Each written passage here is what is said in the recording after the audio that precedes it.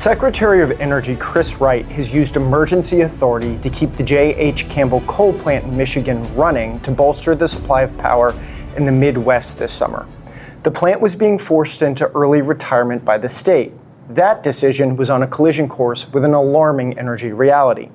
In its 2025 summer reliability assessment, the nation's grid reliability watchdog found that MISO, which manages the regional grid stretching from Louisiana up through Michigan, is at elevated risk of power outages during peak summer demand. MISO also recently held a capacity auction where summer prices jumped a stunning 2,100% from a year earlier, a clear indication the power market is begging for more generating capacity. And last August, amidst searing heat across the Midwest, MISO issued a maximum generation event. In other words, grid operators ordered every power plant available to crank out as much power as possible to keep the lights on. Even with that order, MISO found itself woefully short of power.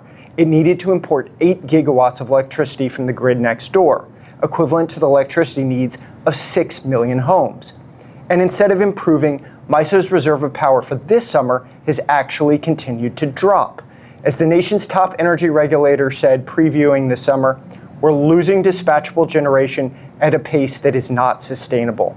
Fortunately, we have a Department of Energy that listens to those regulators and is willing to make the tough calls to keep plants like the J.H. Campbell plant online.